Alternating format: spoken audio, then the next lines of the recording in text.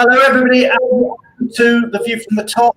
This is Brian Friedman. I'm your host on The View from the Top. We've got an amazing episode for you today, and I'm joined, as ever, by the wonderful Michelle. Michelle, how are you doing today? Hey, Brian, I'm doing great. How are you? Yeah, really, really, really good, and we're looking forward to a great show. Last week, obviously, I think most people know, hopefully everybody knows, we revealed the top 100 list. And this week, we're going to be drilling down and looking at it on a regional basis. But tell me a bit about, you've got some stats, haven't you? Tell me a bit about the top 100 list. What an amazing show it was, Brian. What an amazing show. We had over 5,000 views of the show. We had live on air over 800 people. I think it was close to 850 people. We had, I'm sorry, not people, comments, close to 850 comments live during the show. I think that comes down to minutes. Yeah, amazing. Every 4.5 seconds, we had a comment coming through. And on the Beniva website, we have over 1,200 comments, congratulatory comments for our top 100. So the buzz is happening. It continues on. Okay, and everybody out there today in LinkedIn world, I mean, you know what it's like. Please do join in the conversation. We want to know who's out there. Share the love. Hit that heart button. Hit that applause button. Hit the the applause button, the thumbs up button. Tell us you're there. Tell us where you're coming from. I'm hearing already we've got people coming on board. I saw Jack and Melanie. I saw Vinny there. You know, they're coming. You know, all these ones, it's great to see you all. It's such a fun show. We get such a buzz out of it. And all the messages I get from people around the industry is how much, people love it. And they're sort of, it's becoming like the Wednesday thing to do. People sort of want to, stream in or listen in and find out what's going on. And the great thing about this show is that not only do you get to have fun and you find out what's going on in the industry and you get to hear some interesting stuff, you actually get your credits too, because we are now approved for GMS, CRP, HRCI, and SHRM credits as well. So you get your credits from everywhere. We will be showing later on in the show the codes that you need. So you've got to stick with us, but at the end of the show, we will be releasing those codes so you can find out, you can get the codes that you need. But today is the regional show. Today, we're going to be talking about the top 100 people in global mobility in the region. And the list, as you were saying, Michelle, we had over 1,800 nominations. Anybody who made the long list, there's obviously people out there that love you, and it feels a bit harsh sort of cutting it down to the top 100, but we didn't do it. That was just based on the number of votes that people got. And it's been just fabulous. I mean, as I said, on the website itself, I think we've had 1,200 comments of people, commenting to say. This week, as I said, we're talking about who came top of the polls, if you like, in various countries around the world, and we've taken the bigger countries and regions. Next week, December 16th, please mark the date in your diary. Next week, we're going to be telling you who is the most admired global mobility professional in the world. We're going to reveal one name and one name only. And it's a huge secret who that person is. And I'm minding my language very carefully not to give any clues. But that person is someone that I hugely respect. I think everybody in the audience will hugely respect.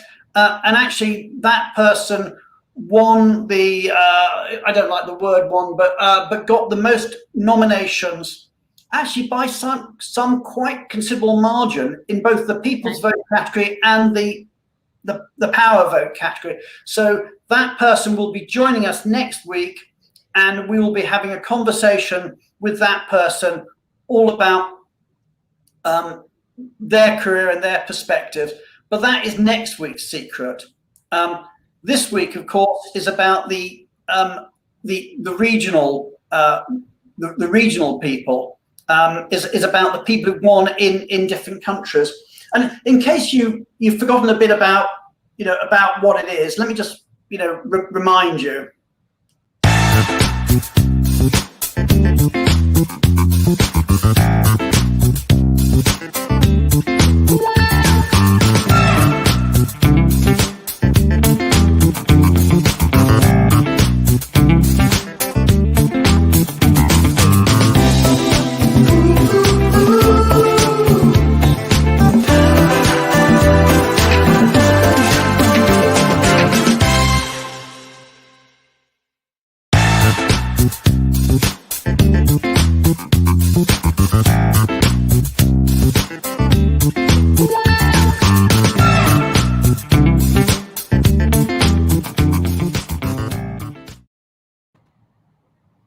So that's what we're going to be talking about later.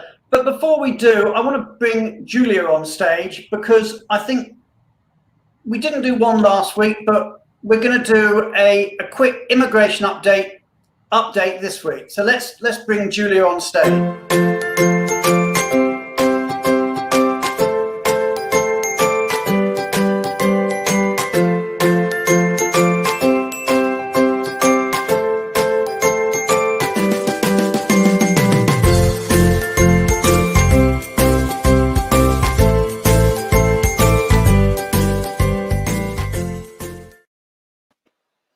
Julia, how are you? Very well, thanks. Where are you this week? I'm sitting in my hotel room in Dubai. Yes, Okay. So you've done the business travel stuff? Yes, my first business trip. It was lovely. Okay, I must admit I haven't done one. I haven't done a business trip in the last 9 months. Oh. So anyway, well done on doing the business trip. And what brings you to Dubai? So I've got a lot of meetings, and I had some meetings today, and some going back at the weekend. Okay, and so what are you going to be talking to us about today? Well, I thought, as I'm in Dubai, I'm just going to be talking about the Middle East, because there's quite a lot of exciting things happening here. Okay, let's do that. Let's talk a bit about the Middle East then. Yeah.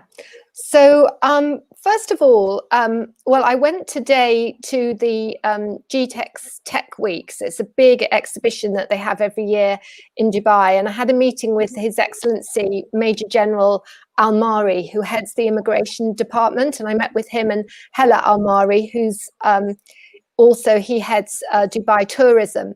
And they were rightly incredibly proud of what Dubai has achieved. I mean, I must say that when I landed in Dubai, I took a COVID test before I came, but it was really, really busy at the airport. And I managed to get right through all of the immigrations, showing all the health and safety things that I had with me under 30 minutes. So it's a really seamless service that they're operating.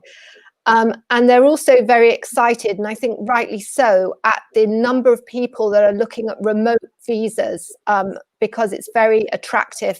Obviously in Dubai, the weather's absolutely lovely here. And so there is a huge amount of interest from remote working. And the thing about remote working is that what you need to have a contract with an employer outside of Dubai. You need to be earning a minimum of $5,000 US. And if you're working for yourself, you need to have proof that you've owned that company for 1 year.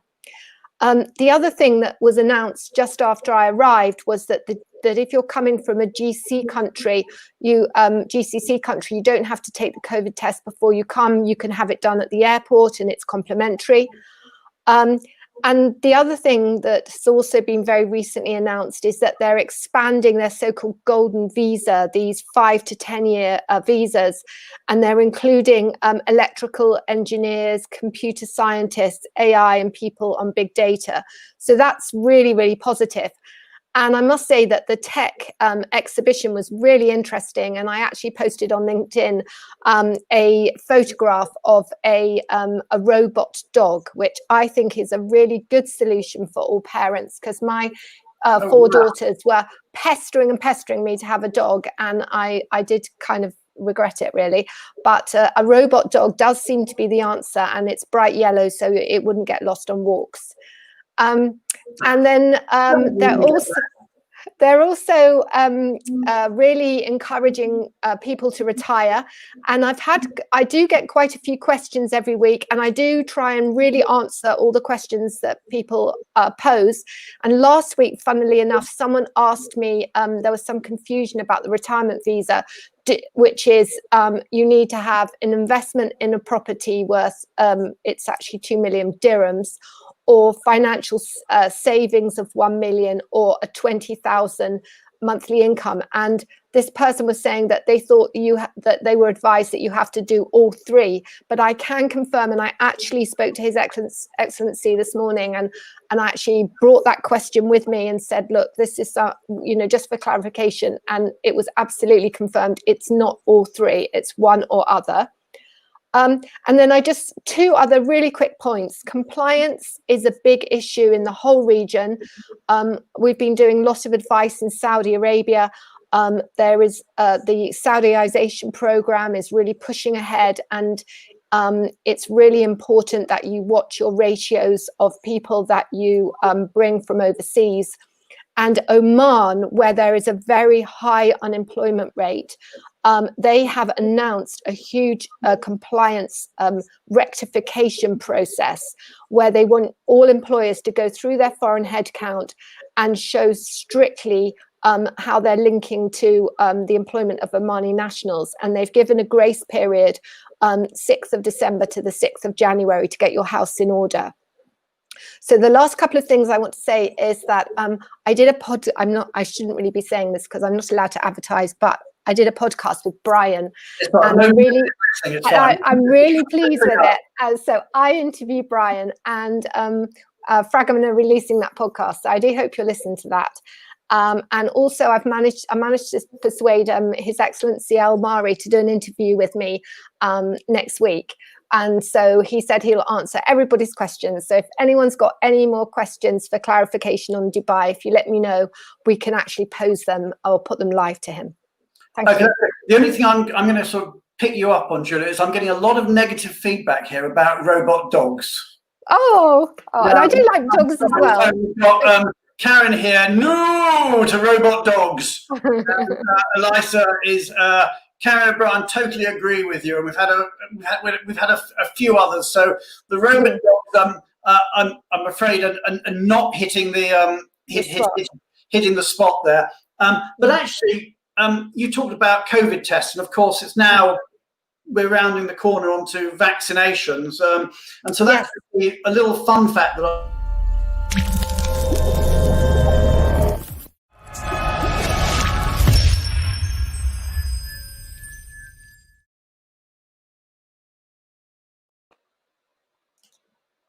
So we always like to have a fun fact, and I thought I would leave you, before we go on to our special guest, I'd leave you all with a fun fact. Some of you may know this out there in LinkedIn world, but the UK actually started vaccinations yesterday, and the first person in the world yesterday, patient number 1A, was a lady called Margaret Keenan, and she was the first person. They're calling her patient 1A. But the second person, and this is swear to God true, and it may have hit the press in your countries, I don't know. The person, patient number 2, was called William Shakespeare, which is just incredible, and actually lives in Warwickshire. So what the wags were saying is that Margaret Keenan was patient 1A, William Shakespeare was patient 2B, or not to be. So anyway, that's our little fun fact. We've got more fun facts coming on.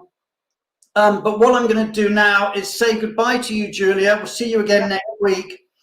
And I want to bring on stage the people who are who top the polls in their local geographies. So it's a really, everybody on the list was just amazing, but we just wanted to get a few people from various regions, take a real good regional perspective of what we're doing. So let me just bring some of our colleagues from around the world onto the stage.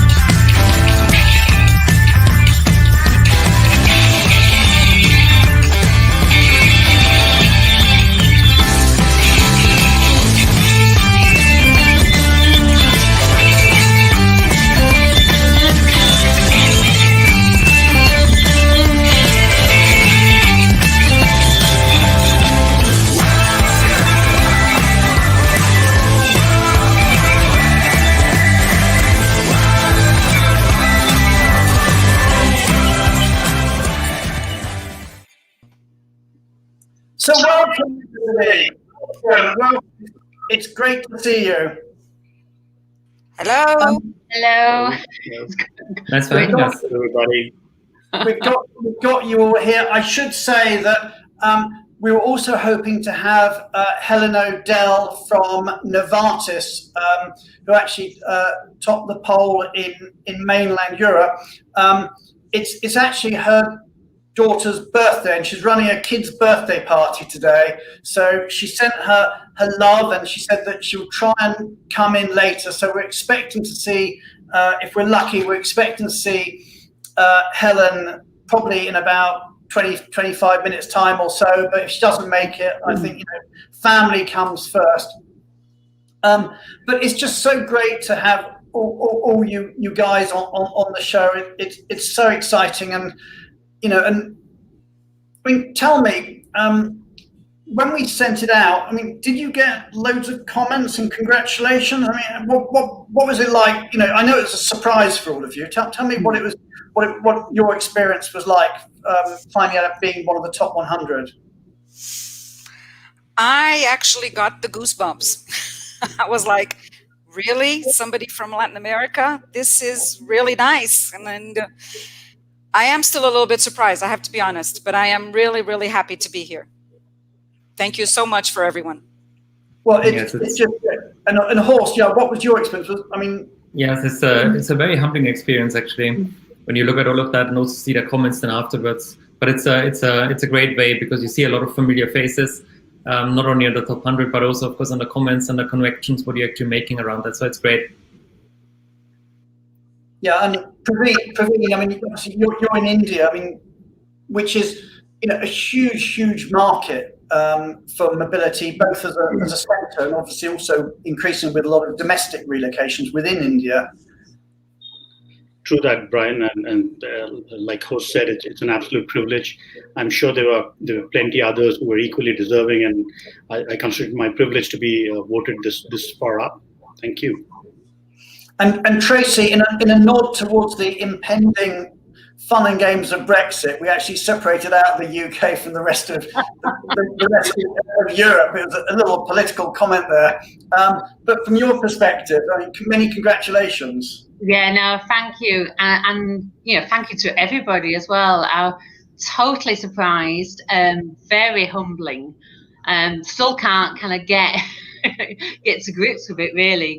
So it's just a marvelous event, and I can't thank everybody enough, to be honest with you. So still walking around with a big smile, but congratulations, kind of coming in from everybody, and it's a lovely event. I'd really like to take the credit and say, it was all my idea to put you on this, to put you on the list, but I just had one vote like everybody else. I mean, this was, I said, we had, I think we had nearly 500 votes coming in from people all around the world. And one of the things that I discovered, and I think many in the audience will have found the same, is that when I looked at who was there, there were quite a lot of people I didn't know, and I thought I knew most people in the industry. And it just re-emphasized to me that we tend to live in our bubble. And we know a certain group of people, but then you actually look out and there's lots of amazing people in this industry that we don't know. By the way, if you've not been on the website, let me just pull up the website, everybody. Here it is. This is the top 100. If you haven't been on it, and we know 1,200 people have already commented on it, so please do. But if you haven't been on the website, this is the website. It's very simply top100.benevo.com, and there is a complete list. I'll just scroll down of who the top 100 are, and then as you go through, you pick on any name that you want. I'll pick one at random. Here, I'll pick. Who shall I pick on? I'll pick on, I don't know, I'm picking on Rita Chai for some reason. Congratulations, Rita. But you pick on somebody, and then you go in and you find about their background, and you can send them congratulations. So it's a lovely way, and you click on that if you want to congratulate. And I really would encourage people to congratulate everybody. it does create such a lovely feeling. And when you send a congratulations through, it puts it on the website, but actually it also then generates a system email to that person, so they get an email telling them that you've congratulated them. What I would say is actually, oh, Vinny, I see your comment on that. Vinny, I've got to say a word to you personally. It says, thanks, Brian Friedman and Benevo, to highlight our industry. One thing I would say is, Vinny, you came top of the person who got the most number of congratulations on the website. Over 30 people have congratulated Vinny. So Vinny, loads and loads of people out there love you. But everybody, as I said, we've had over 1,200 comments and we've got 100 people on the list, which means on average, everybody's getting 12 comments coming through. I'd like to get more out there. So if there's people that you know and that you like and you admire, then let's share the love. I mean, let's face it, 2020 has been a year to forget. Let's try and end it on about something as a year, to make 2021 a year to remember. And this is what we're doing. This is the 2021 list. So although we published it in December 2020, it's a bit like Time Person of the Year. Although we published it at the end of the year, this is the list for 2021. So everybody on the list, you are our professionals of the year for 2021, and go on that website, send the messages out, and let's share that love. Anyway, what I want to do is now is just spend a little bit of time talking to you as a group. So, Horst, let's start with you. How did you get into the industry? Yeah, so I guess I'm not a typical mobility industry kind of person, because I came into the industry or into this role from a sidetrack. I was on the receiving end of global mobility for the last 20 years since I joined IBM. I have lived in 6 different countries. I've moved, 9 times or so in between. And of course, I've seen that from the other end. And when I was starting this role, our CHO actually really wanted to do transformation in the industry in our area. And that's how I came in. But it's really interesting for me to see all of the things what you have experienced over the years and bring that actually to the discussion. And that gives a very different point of view. So which were the 6 countries you worked in? So I'm from Germany originally. I worked in the UK, France, Spain, Czech Republic, China twice, and in the US now. Okay, and is that it? Or are you in the US for the duration now, or do you think there's further moves in you yet? Well, I hope, that they say IBM stands for I have been moved. So I guess I have a lot of opportunities in front of me for the next 20 years. So I hope that. Because you've got a huge program, haven't you, at IBM? Yes, we have a very significant program because of our consulting business. And it's a very interesting kind of part. Okay. Okay, so you've been an expat. Patricia, you're with Unilever. Tell us a bit about your career path. So I'll start a little bit back where I was brought up as a third culture kid, because my father used to work for United Nations. So I think that put a little bit into my blood of moving, right? I worked for 20 years with Unilever, with HSBC, where I met Tracy. And she was the global head for global mobility. And she went to Sao Paulo for a visit. And I was in Curitiba, where my head office was. And I said, I am going to Sao Paulo because I am going to get the job she is offering. and I actually went and interviewed with Tracy, and I finally started off with global mobility. I was moved to the US. Then I spent 3 years back in the US, and then came back to Brazil. Been with Unilever for the last 5 years. I love what I do. And I think it's one of the secrets of global mobility is to love it so it becomes a career, right? And not just a day job. And I think I like working also towards the global mobility community. I like recognizing global mobility professionals in general, not only corporates, but vendors and consultants and suppliers, whatever. And so I am working a little bit more with Brazil Talks, which is a platform for educating the Brazilian community of global mobility. So that's a little bit of very fast handover. In the green room, you've got plans for the new year. Yeah, I have plans of focusing a little bit more on Brazil Talks and a little bit less on being a corporate. So those are the news. You heard it here first, folks. Yeah, let's see if one day I get the courage to actually retire and stop. I don't know if I'll do that, but so far Brazil talks. That's good enough already. Okay. Well, by the time this week's over, we typically get about 4,000 or 5,000 views. So your secret's well out there now. I know. I know. It's okay to share. It's out where it should be already. So. Okay. So you two have both been expats in your career, and Praveen, you have too, haven't you? So tell us a bit about your career path. Yeah. Mine's also a little bit of an accidental start in the mobility space, if I may say that. I'm an industrial and production engineer by education, and I was happily working with the German multinational Robert Bosch on a project and doing all the grease and oil stuff, CNC programming, stuff like that. At that point in time, it was about 2000. I spent about 4 years with Bosch, where Infosys at that time, a large IT player from India, was growing at a tremendous pace. And they realized that they were not getting enough people. This was about the Y2K phase, and the IT companies were booming. And at that point, they realized that they were not getting enough people with MBAs in HR to fill up all their HR positions.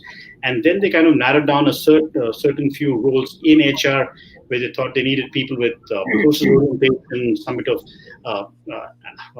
what they called as logical reasoning ability, and therefore engineers, etc. So they did their math and kind of narrowed down to people with engineering education, working in manufacturing companies, and the best ones perceived then were German. So they kind of headhunted us out of companies, and we joined them. And I can say I hated every bit of what I did in the first couple of months. I was completely a fish out of water. But then we just got so busy that we didn't have time to crib about it enough. And then, like Patricia said, it just grows on you. And I've been doing that for the last 20 years now.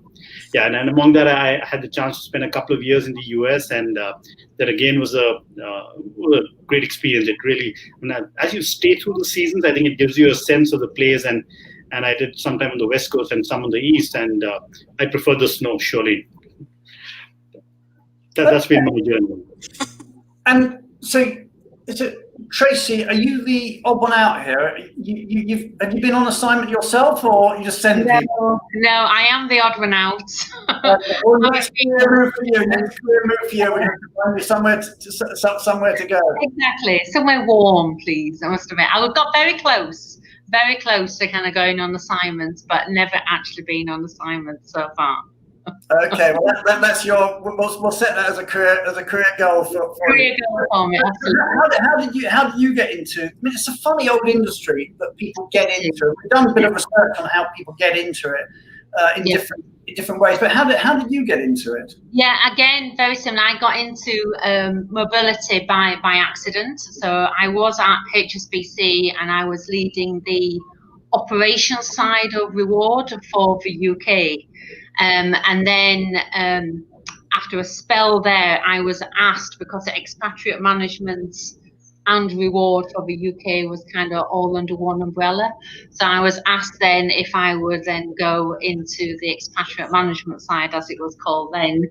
And I'm always open to any form of challenge. So it was like, yes, absolutely, I will go in there. But I must admit, I had absolutely no idea what I was kind of walking into or what it was about. And I always remember those early days, because I like to kind of get to know everybody on the team, and I'm sitting with everybody trying to understand, well, what is it that you do? And then you suddenly realize that actually everything that you touch always has a link back to tax. I always remember those early days thinking, God, there's a lot of tax in this. And then that light bulb moment, right? Okay, actually, our whole setup needs to be changed completely because everything goes back to tax. So yes, it was interesting times. And then I started the career then of kind of going through a number of transformations. So starting off very much on UK, then EMEA based, and then obviously kind of global as well, and trying to streamline what we were doing, within mobility. And that was the one thing that I was very keen to do, was just kind of get a bit of a feel for every single process. And I did throw myself in there, I always remember the first assignment. I said, yeah, I will do this. I will take this on. I had no idea what I was doing. I would be on the phone. I would be talking and then running to the team to say, what now? What now? What do I do now? So, but it's good grounding. And it really gives you a proverbial swan or something with very calm and beautiful on the surface and the feet going like mad underneath. Oh, absolutely. I was very on the phone. Yeah, absolutely. We can do this. You know, we've got everything all under control. And then I'd put the phone down and then I'm like, ah! So, but it was, yeah, I mean, I must admit, that's where I suddenly definitely found my passion. Because what really intrigued me was there's just so many different aspects to it. You know, it touches on everything. And, you know, you've got to be able to apply so much different knowledge and skills and considerations to kind of make something work. And I love that. And then I think, you know, it's like Praveen was saying as well about, you know, the community and that sense of community. And I think that's really just what shone through with this exercise here. And, you know, just the strength of the global community within global mobility as a function. Yeah, to me, it's unparalleled. I just think it really stands out. And I include there not just like, you know, the corporates and, you know, everybody who's involved in the day-to-day running of global mobility for the different organizations, but it's like our full vendors, you know, it's a real sense of community to drive change, to get things right. And, you know, I just think it's marvelous, I must admit. It really is, isn't it? I mean, I don't think there's another industry like it. Yeah. Where, you know, because one of the things you get is most people are in fairly small teams, you know, compared to, if you like, big HR. You know, the mobility team tends to be fairly small. Sometimes it can be, you know, just one or two people, you know, running it. Then they're surrounded typically by dozens of different vendors because there's so many services that you have to deal with, you know, moving and storage and shipping and schooling and housing and immigration and tax and insurances and benefits and security. I know the list just goes on and on and on, and you know it better than I do. But you've got all these people, you know, trying to, you know, link in, and you guys are at the hub, which I suppose makes me wonder a question that we talked last week, and I might come back to about what makes a great global mobility leader. Let's just flip it around. What makes a great global mobility supplier? You know, what are you looking for in, and I must do a quick plug here, is that we've done the top 100 list, and our last show of the year next week is when we're going to reveal, as I said, the one person the most admired in the world. But next year, probably end February, we're going to launch the same thing, the top 100, but for the suppliers. So it's going to be a chance to actually find out who are those people. But from your point of view, what is it that makes a truly great global mobility supplier? Do one of you want to kick off on that? Horst, what's your view on that? There's a lot of things I think we could say about that, right? For me, one of the most important thing is really collaboration and understanding. Because I realized that in the last 2 years where I really worked with a lot of companies, people actually add the most value when they understand actually not only, of course, what their expertise is. That's a given. I mean, they need to be good at what they do, but it's really about trying to understand actually what you're trying to achieve or what your company is trying to achieve, and then adding value. And the adding value piece for me is really one thing which I think is needs to be strengthened going forward. It's about challenging the program owner. So, for example, in this case, when I work with somebody, I want people actually to challenge me, to tell me like, this is the things actually which does not make sense. You could do that in a very different way.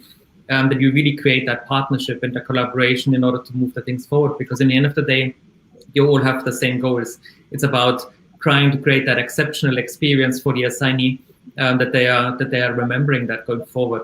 And I think for that, of course, also it is about that people need to be open to learn.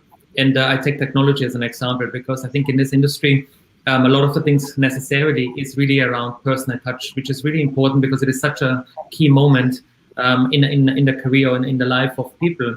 But at the same time, of course, there's a lot of work actually being done, which I think we could actually automate, we could use technology for, and not all of the companies actually are looking at the same. So I think when I compare it together, collaboration, challenging, driving the innovation actually together with the company. And of course, technology, I think, plays for me a really big key part on that. Yeah, I'm looking at some of the comments that are coming in from the audience, and we're getting, I saw technology, innovation, and then we got onto softer things like strong communication with the client, getting them aligned with the company's objectives. This word partnership is coming up again and again. The people in the partnership, Gina says partnership, lots of communication, ability to listen. Vendors, partners need to be nimble. But I mean, Patricia, from your point of view, what are you seeing? What do you see? What to you, when you're looking out there, and you must be dealing with suppliers, either existing suppliers or new suppliers knocking on your door every day of the week, and dare I say, I suspect sometimes they knock too often as well. So I suspect from a corporate perspective can be maybe not always to their own benefit. But from your perspective, what makes a truly great mobility professional? I'm not talking about the organisation. I'm talking about the person. Okay, so I think one of the things that we must have to keep in control is relationship. I think I saw lots of people put it there. I think proactiveness is very important. We have to learn how to think out the box, because our days are never the same. We're always doing something different, and rarely what we did for one case fits exactly into the other one. So we always have to be thinking about thinking away. Creativity, innovation, that's part of it also. Obviously, if we have systems and we have technology to help us in the management, it's great. But we can never forget the human touch, because we're dealing with people and with lives. So yes, we have to have lots of empathy. We have to be out there, understand what they're going through, even if sometimes we don't want to understand, or we think the person is a little bit picky or a little bit over. We do have to try to understand a little bit more what they are doing. So I think, and that goes for every global mobility professional. It's not only the corporate, it's the vendors, the consultants also. We have to understand what is actually going on in their lives. So, and if we as global mobility corporates, professionals, vendors, suppliers, consultants can think as one team, that's where we come out and we excel, and we make sure that the assignee is very happy with everything. Okay.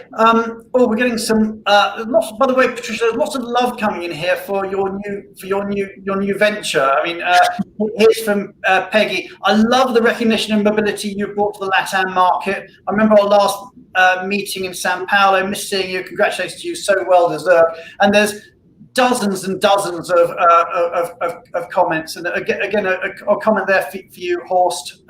Excellent point. True, human connectivity and partnership is essential. What about this one? I'll put this to you, Praveen. I mean, Peter Marino's made the point: transparency, and always do what is in the client's best interest, no matter what. I mean, how important is transparency for you in terms of a really great supplier? I think Peter's absolutely right. I think transparency is key, because it's a very rare situation where you're working completely independent of your vendor partner, and more often not is the combined synergies which show up to your client, the assignee or the corporation at large. So if there is something not working, if I know as a corporate person, if my vendor partner tells me that I can do something to make good or cover that up, or even alert my assignee or the manager about what to expect, and that becomes incredibly important, and it cuts both ways. And we as corporates have to be absolutely clear about what we're looking for, and be transparent about the positions, and not nobody likes surprises at the end of it. And that's where I also look out when I'm looking at vendors. I would like a vendor who also gives me practical advice. I mean, don't read me the rule book.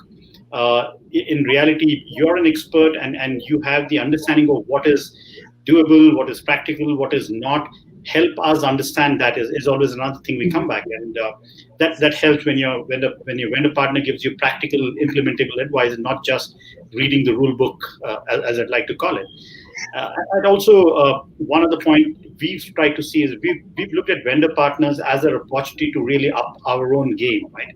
Vendors bring the best of technology, the best practices they see from other clients, and especially there are years like the one we are in now, where your budgets could be very constrained, but aligning with a vendor partner who's really up the game on technology, for example, or a different kind of services, really ups your entire mobility game for your company, your clients, etc.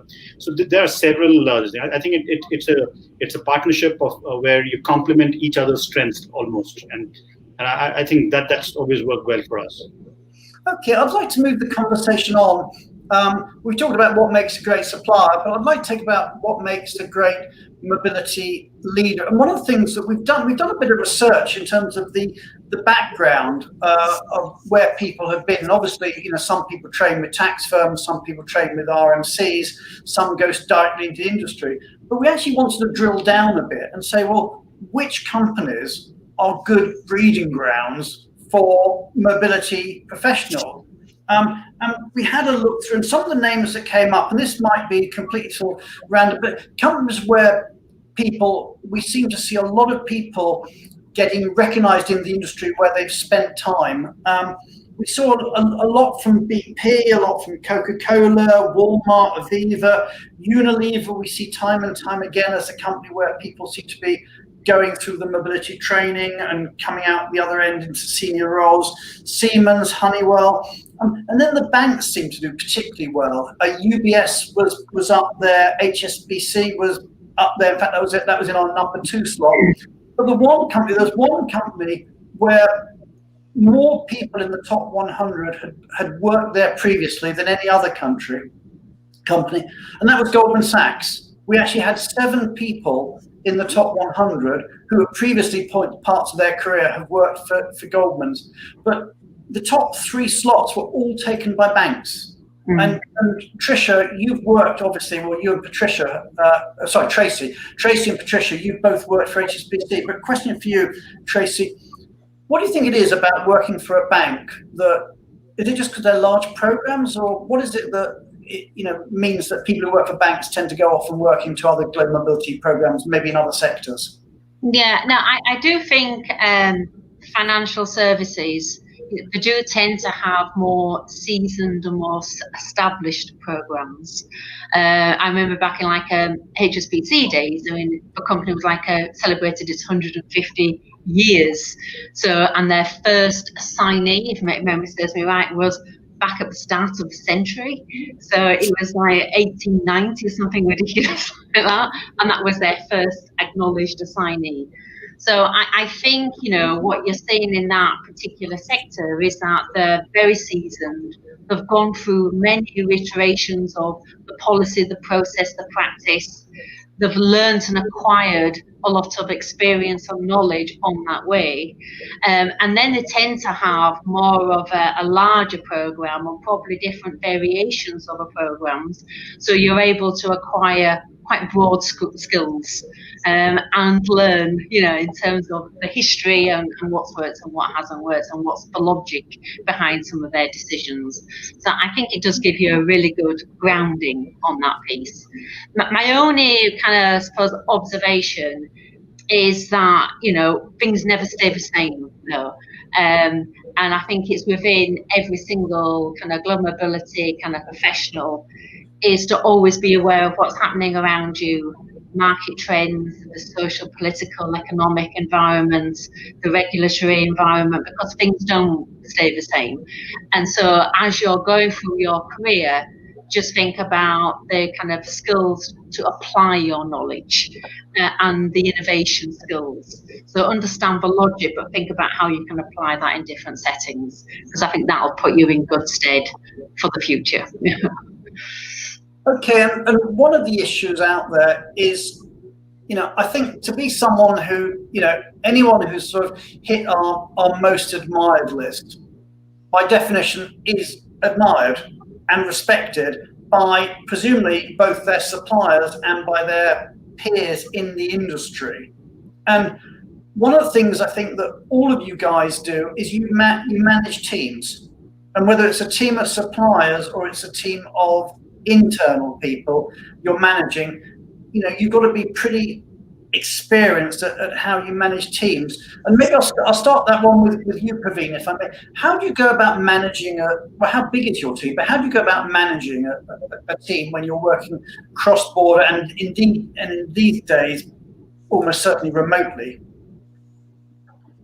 Yeah, there's no silver bullet, or I think it's just sticking to the basic. Yeah, I have a team I had a team of about 29. It's a little smaller now, thanks to the pains of the pandemic, if I may call it so. But yeah, I think sticking to the fundamental helps. You've got to communicate extensively and make each person feel valued. I think competency is something they build, they learn.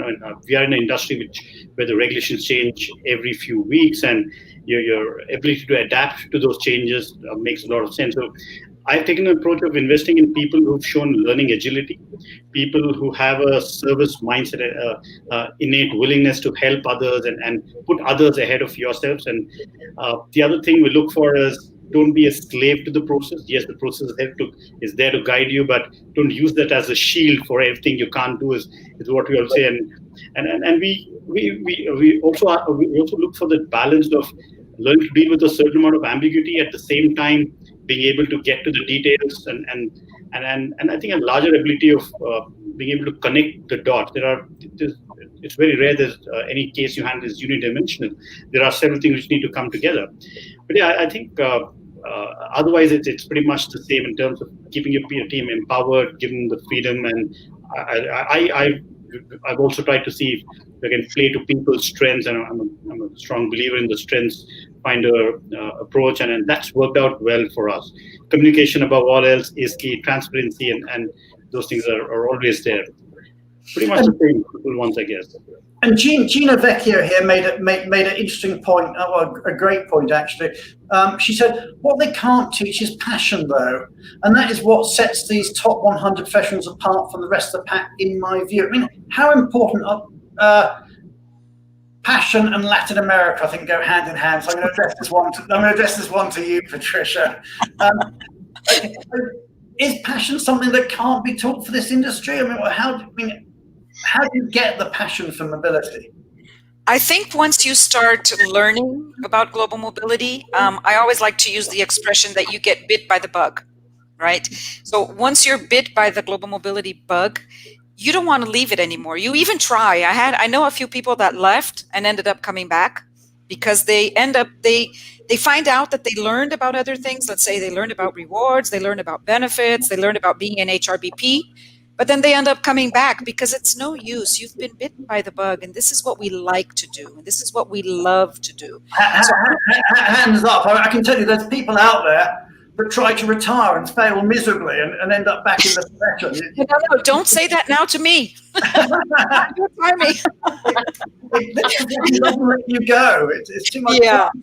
But I think I, for example, worked in several areas of HR before actually settling in only with global mobility. And once I got bit by the bug of global mobility, I said, no way, HRBP, no, what a waste of time.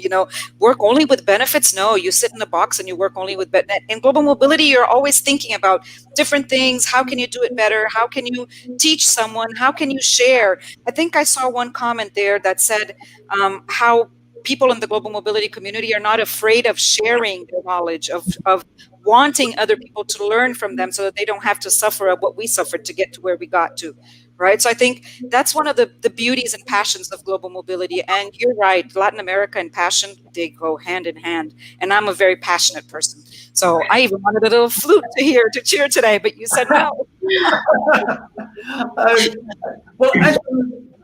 Whilst we're talking then about cultural differences, and I'll start this one off with you, Horst, and then maybe sort of move on. What about different regional perspectives on mobility? Is mobility different, culturally different, in Europe or US or Latin America or India or Asia? I mean, are there different regional perspectives on mobility? And Horst, I'll start with you because you've worked in 6 countries, so you've been definitely bitten by that bug. Yeah, it's an interesting analogy, bitten by the bug. I think the passion discussion is another one that would be interesting to have that. But is there cultural difference? Yes, absolutely, there's cultural differences. I'm not sure about mobility in that sense, because you have a program, you run that. I think priorities are different. The way how you look at life is different, because of course, if I take Asia as an example, we have many of our Asian folks moving to different places. They bring their parents, they bring their families, which is not something what actually somebody in Western Europe or in the US actually would do. So yes, there's a lot of differences from a perspective on what's the priorities and how you actually go about that. But I think it is one of the important things for us in the industry, in the program, to actually think about how we can make that balance between having a program which is similar to each other, but actually takes care of this specificities, what we actually find, because every situation is different. Every one of the moves is different, because if you move with a family or alone, it is a very different situation around that. So yes, there's a lot of differences around that, and we need to actually put that in place. I argue actually that now with the way where we are with the younger generation, Gen Y, Gen X, there's a lot of stuff there where they look at things in actually in a very different way, because of course they are digital natives. They don't need so much hand-holding in some of the places actually maybe what was happening actually 10 years ago or so, because you go on a vacation and the only thing what you needed to do in order to do that is a computer, because you book your own hotel, you go to Airbnb, you get your own transport, you do things, and people actually expect that going forward. So I do think that generational things will actually have a big impact now going forward, and that's not so much cultural, but of course there's things actually what you need to play in that. Okay, let me move the conversation on as we get into the last sort of 10 minutes or so of the discussion. Let's face it, it's been a rubbish year. I think that's probably the understatement of the year. But we're going to end the year on optimism. We've got the vaccines coming. Everything's going to be, hopefully getting back to some sort of readjusted normal. But what do you see? I'll start with you, if I may, Tracy. What do you see as being the opportunities and challenges for next year and indeed beyond? So, as we pick ourselves up from the year that dare not speak its name, it's so funny, isn't it, that every single company out there that I know, and I'm sure you know, came up with their 2020 vision. That was the big thing 5 years ago, our company 2020. And every single company in the world got it wrong. Yes, yeah, absolutely. Having said that, I'm now going to ask you to forecast. What do you see as the opportunities and challenges for next year and beyond? Yeah, I think it's been an interesting year for sure, and it's a bit of a double-edged sword. Because I think with this year, with the pandemic, it's definitely put the spotlight on compliance. And on a positive note, I think it's now made a lot of different segments within different companies realise the importance that mobility plays on managing compliance and risks, and really understanding, when you are moving people across different countries, what that involves. So that is great, because I think it has made, improved the awareness. But of course, that is a double-edged sword, because now that people are more aware of that, will that now prevent people from investing in mobility, or will that actually give us more encouragement to kind of, embrace that? So I think it's going to be an interesting 2021 as we start coming out of the pandemic, in terms of which way will companies go. Will they start to reduce their programs? Now they're aware of some of the compliance requirements, or will they now proactively think, well, actually, now we've got more insight, let's be able to manage our internal mobility in a more responsible way going forward. So, I think that's going to be definitely an interesting one for us to kind of watch out for. So just taking that point, I think it's probably fair to say, well, correct me if I'm wrong, that 2020 has focused attention on mobility. Yes. In all our organisations, which is, good news. Well, obviously 2020 was bad news, but there's a silver lining there, which is that it has actually focused attention on our function. Is that, Praveen, from your point of view, is that something you've seen, and how do you think we can grab that opportunity that's there? And maybe there is a silver lining in terms of, can we make mobility more strategic? Is something coming out there in that silver lining? Oh, absolutely. I completely agree. I think mobility is now a CXO level topic. It wasn't there a few years back. I think the pandemic has brought it right up to the CXO table. And while at a tactical level, I think we all need to respond to people beginning to travel again for assignments, etc., and maybe tweak our policies to lay more emphasis on assignee care, health, and all that in the near term. In the midterm, maybe the nature of assignments will change. We'll probably see more short term and we have to short term travel rather than long term, and we've got to make adjustments to our policies and benefits accordingly. I think from a long term perspective, there are huge opportunities, and I think we should really look at that. I think we need to start responding to the changing assignee workforce pattern or the concept itself, right? And we are seeing a lot more remote work, international remote working coming up to be more and more prevalent. We're looking at flexible working arrangements, gig economy, gig workforce, so on and so forth. I don't think the regulation is geared for anything like a gig worker to support a gig worker. There's so much opportunity for us to help build those constructs, help build the company's policies around that, and respond to that in a big way. Technology is another big opportunity. How do we harness the powers of AI or ML to get predictive analysis, not just reading up or analyzing data from the past, but being able to predict something for the future. I think there is a huge amount of work in terms of advocacy to build to help shape regulation for a different kind of a workforce of the future, shape policies for companies internally to respond to the new phase of the workforce. And I think there is a lot of time to kind of it's almost mobility 2.0 or 3.0, if I may call it that. There is that opportunity we are sitting on now. Okay, I mean, I think it's interesting that three of you are from technology-based companies. So, I mean, is technology going to be the great enabler going forward? I mean, obviously, I'm from a tech company with Evo, and that's part of our passion. But I mean, Horst, from your point of view, do you see technology as having a major thrust as we make mobility more strategic? I definitely think so, because you have cognitive tools actually which help you on your backend processes to really automate and actually do the things. Then you can really focus on more strategic kind of activities around that. The other part for me is, of course, AI, analytics. You have so much data in mobility, but we're not harnessing it. And I think we can get more into this decision-making process in the beginning and be much more upfront and actually saying, look, the data shows us that this kind of area what you have here, that's probably not going to work. I think you better do something else. I think we have a huge opportunity to embrace technology in a very different way, focus on the things what you need to do, which is the personal care for the assignee, but at the same time, of course, use analytics and other kind of areas to really influence decision-making around us, because I do think still that mobility sometimes is isolated in the company. We're not necessarily 100% connected to the rest of the HR function or the business sometimes. And I think that gives us a huge opportunity actually going forward. Okay, we're getting towards the top of the hour, so I'm going to bring back Michelle, who has been very kindly putting up the captions for me behind the scenes, who hasn't been on screen but has been working very hard behind the scenes producing this show, and Julia as well from her hotel room in Dubai.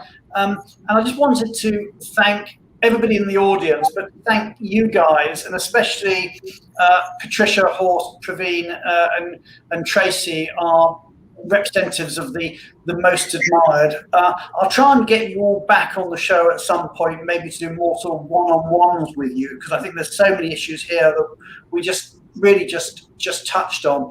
I just wanted to remind everybody that please do also, don't forget to go on the website, the Top 100 website. We'd love to get as many comments out there to share that love. Just a reminder that the address is top100.benevo.com, and to share that love. And next week, obviously, we've got the big reveal where we reveal who is the most admired global mobility professional in the world. So again, please do come with us. That's actually our last show of 2020.